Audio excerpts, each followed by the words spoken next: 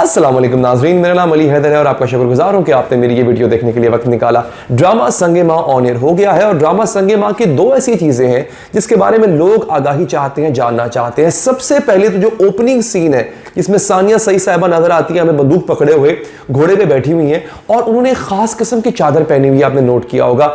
सफ़ेद चादर है, उस पर लाल धब्बे हैं। इस चादर को चेल कहा जाता है।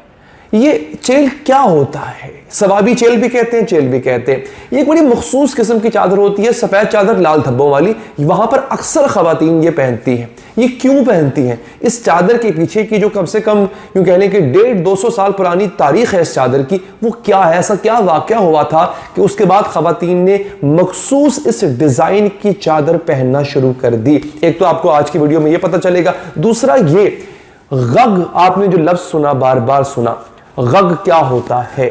आपने गग की एक डेफिनेशन तो सुनी होगी, उसके अंदर वो जो आप क्या कह लें ड्रामा था, उसमें एक सीन में आके बताते हैं गग किसे कहते हैं। लेकिन मैं आज आपको वीडियो में बताऊंगा कि इस रस्म का आगाज कैसे हुआ था और क्या ये रस्म अब भी अदा की जा सकती है पाकिस्तान के कानून के मुताबिक, क्योंकि गग के ऊपर बाकायदा तौर पर एक कानून साजी का अमल जो है वो तय पाया गया। बाकायदा कानून साजी गग के ऊपर हुई है। अच्छा, अब सबसे पहले आगे बढ़ते हुए लेकिन आपसे अपील करूंगा कि अगर आप चाहते हैं हर तरह की अपडेट, हर तरह की खबरें आप तक बर वक्त पहुंचती रहें, इस चैनल को सब्सक्राइब जरूर करें ताकि आप अपडेट से महरूम न रह सके। दोस्तों, ये ड्रामा है, इसमें आतिफ असलम ने अपना डेब्यू किया है जो कि बड़ा हिट जा रहा है इस वक्त। आतिफ असलम का डेब्यू है जनाब, इसमें क्या बात है।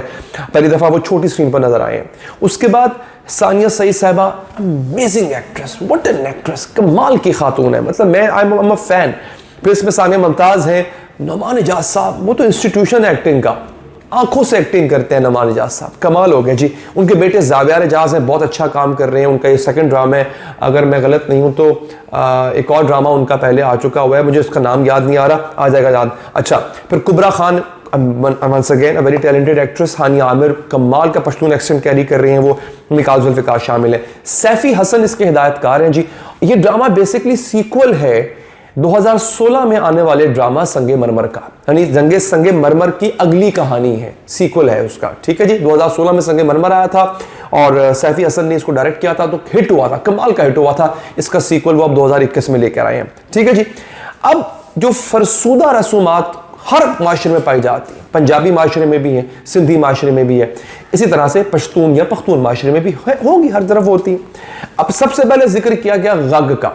आपने ड्रामे में सुना होगा, गग कहते हैं जनाब कि अगर किसी शख्स को कोई खातून पसंद आ गई है उस माशरे में और वो उसको चाहता है हासिल करना, तो वो जाके उसके घर के बाहर एक फाइल खोल देगा, ये बता देगा कि जनाब ये खातून जो है, इस घर में जो मौजूद कुंवारी लड़की है, अब वो मेरी मलकियत है, कोई और उसके घर रिश्ता ना भेजे, अगर वो भेजेगा तो वो जिम्मेदार होगा। अच्छा, गग कहते हैं पुकार को। इसका लफ्जी मानी होता है पुकार, पुकार देना, आवाज लगा देना, पुकार। ये आवाज लगा दी मैंने, पुकार कर दी मैंने कि ये खातून जो है ये मेरी है। हालांकि कोई रिश्ता नहीं हुआ, कोई मंगनी नहीं हुई, कोई हाँ नहीं हुई, कोई रिश्ता, तो ये उसने आवाज लगा दी कि ये मेरी है। असल में होता ये था दोस्तों, तकरीबन कोई 150 साल पहले इस रस्म का आगाज हुआ था जनूबी वज़ीरिस्तान से। 150 साल पहले होता यह था कि कोई शख्स अगर रिश्ता भेजता था किसी खातून की तरफ अपना, पहले सबसे पहले वो रिश्ता भेजता था, उसको जिरगा कहते हैं। अब वो रिश्ता भी ऐसे नहीं कि मतलब वो ना शगन वगन लेके, प्रॉपर जिरगा जाता था रिश्ते की बात करने। अगर लड़की वाले इनकार कर देते थे तो उस सूरत में लड़का अगर चाहता तो वो उसके घर जाके ये पुकार या गग किसी भी सूरत में वहां पे लगा देता कि इस लड़की पर अब मेरी मलकियत है। ऐसा काम अक्सर जो है वो बदले के तौर पर किया जाता था कि हाँ, इसकी जरूरत कैसे हुई मुझे इनकार करने की।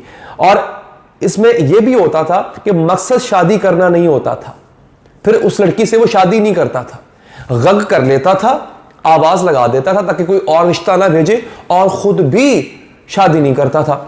सारी उम्र वो लड़की कुंवारी बैठी रहती थी। तो इस तरह के कभी अमल में अक्सर मकसद ये होता था कि लड़की वाले के खानदान वालों को तंग किया जाए, लड़की को तंग किया जाए।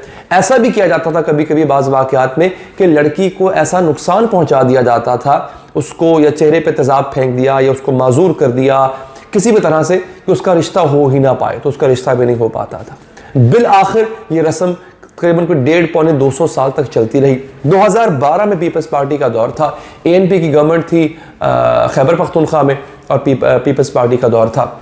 पीपल्स पार्टी के दौर में 2012 में इस पर कानून साजी का आगाज़ किया गया और 2013 में इसको इलीगल, काबिल सज़ा जुर्म करार दे दिया गया। अब अगर कोई गक करता है तो उसकी गिरफ्त होगी, उसकी पकड़ होगी। अभी हाल ही में 2020 में एक वाक़या हुआ था, एक लड़की के घर के बाहर गक किया गया तो उस शख्स को गिरफ्तार करके मुकदमा दर्ज किया गया। ज़्यादा से ज़्यादा 7 साल कैद है, कम से कम 3 साल कैद है इस अमल की। ठीक है जी, अब आते हैं अगली चीज़ पे।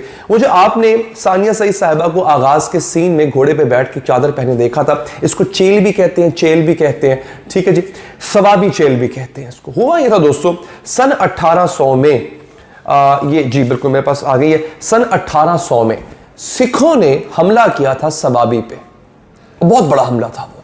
अच्छा, सिख पंजाब में भी मौजूद थे, अटक तक तो सिख मौजूद थे, और एक बहुत बड़ी तादाद सिखों की आज भी खैबर पख्तूनख्वा में रहती है। अब तो हम लोग हारमोनी में रहते हैं, तब जंगे वंगे हुआ करती थी।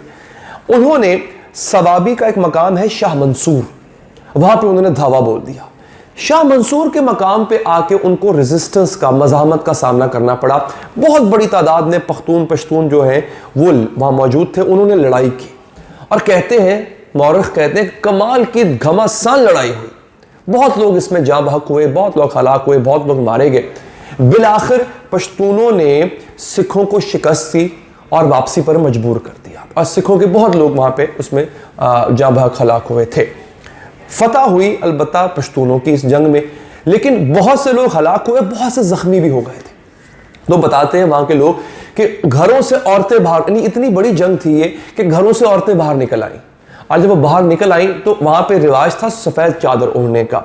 तो उन्होंने अपने जख्मियों का बदन ढांपने के लिए उन पर अपनी सफ़ेद चादरें ओढ़ दी।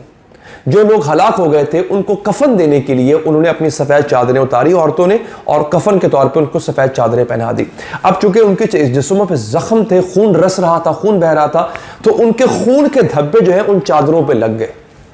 और उसके बाद इस रस्म का आगाज़ हुआ अपने उन पश्तून भाइयों को, अपने शौहरों को, बापों को खराज अक़ीदत पेश करने के लिए, ट्रिब्यूट देने के लिए ख़वातीन जो है उसके बाद से लेके अब तक वहाँ की ख़वातीन, उन्होंने ये चेल चादर जो है बाकायदा डिज़ाइन करवाना शुरू कर दी। मतलब ये धब्बे जो हैं ये उस खून की अलामत है जो सवाबी के उस मार्के में सिखों के साथ लड़ते हुए पख्तूनों को ज़ख्मी या हलाक होने की, जाँ बहक होने की सूरत में मिले थे। तो वो ये खून का एक पैटर्न बनाती हैं वाइट चादर के साथ और वो ओढ़ती हैं, इसको चेल कहा जाता है। तो ये एक बड़ी मुनफरिद किस्म की रिवायत है। ये ड्रामा बड़ा मज़े का ड्रामा है, मुझे बड़ी अच्छी लगी इसकी पहली किस्त। इंतजार रहेगा इसकी अगली किस्त का भी। अगर आपको ये वीडियो इन्फॉर्मेटिव लगी हो, वीडियो को लाइक और शेयर ज़रूर कीजिएगा और चैनल को सब्सक्राइब कीजिएगा। मुझे दीजिए इजाज़त, अल्लाह ने के बाद।